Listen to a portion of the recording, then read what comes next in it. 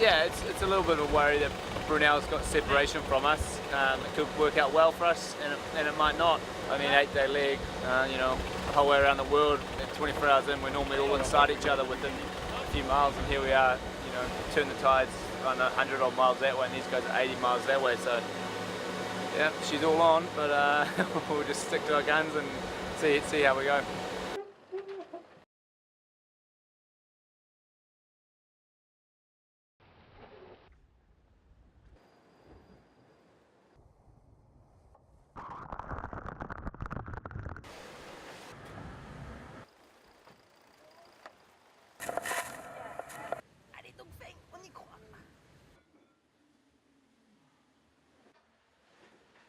As we go.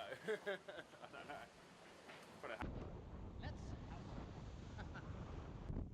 Yeah, so last night we hit something when we broke the tiller arm. So we fixed that, and then in the daylight today we actually saw what the damage was to the rudder. And there was a massive chunk out of the leading edge, and then there was also a big scratch down the side of the rudder. So I just went over now, because we're going upwind with quite a lot of heel, just to have a look to make sure structurally it's okay, and also just to try and fare in the damage that was done with some sandpaper. And kind of did what I could whilst getting hammered by the waves.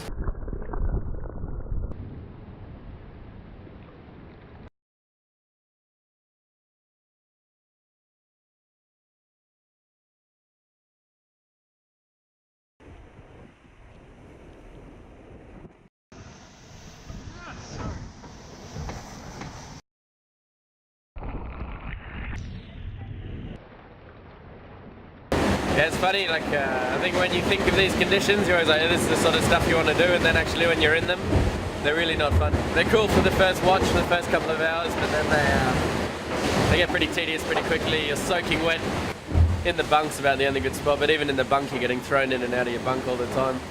On deck, you're basically getting really properly thrown around, and then, yeah, driving is basically 2 hours of having your eyeballs assailed by salt water, so...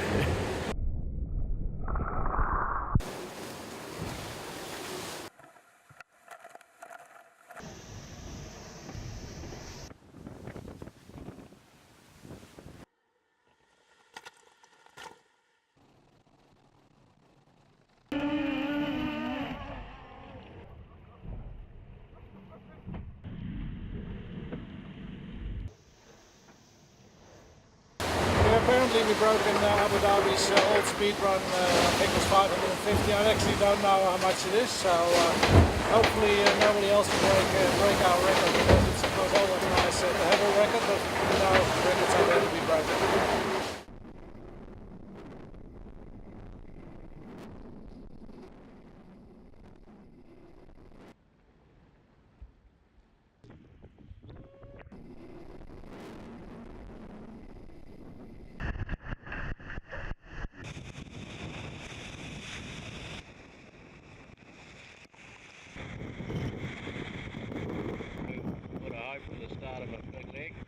Akzo said 601 miles now, 24 hours. 601?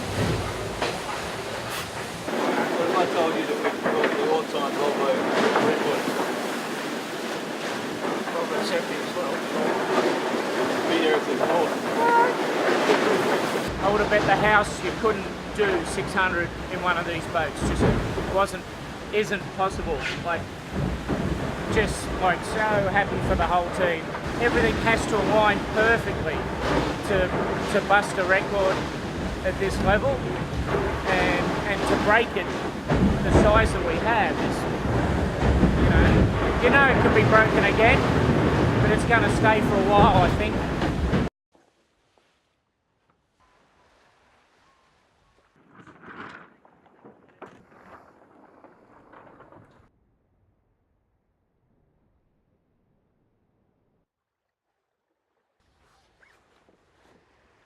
Yeah, we're near the end of this transatlantic now, and you know, we're sitting in fifth.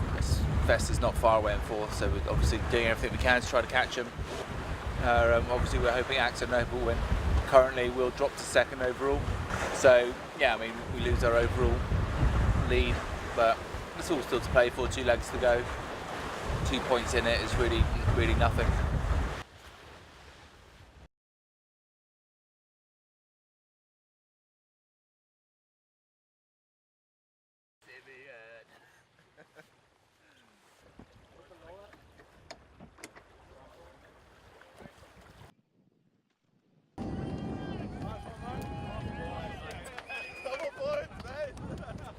We're tremendously happy, but I think most important is that we sailed again a very good leg, and sailed very consistent. So that's, I think, in the end we always know that's key to become successful. But yeah, we've proven now that we were not just a one-day fly.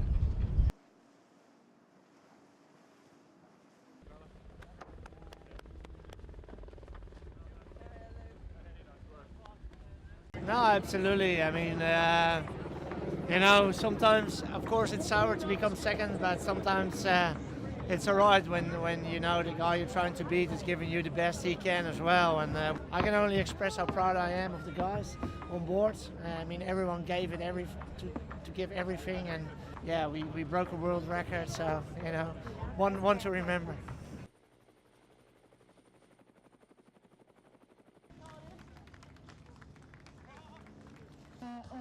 From the race team now accepting that trophy.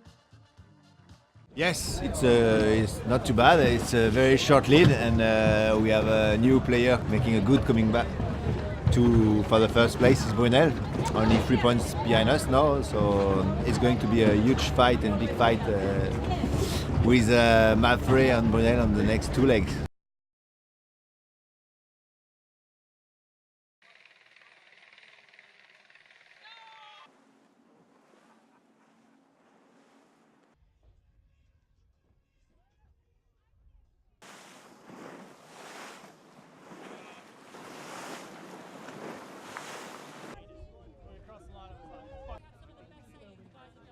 It's really nice. I mean, it's really nice to be a skipper lead a team in for sure, but it's really nice the race has come back.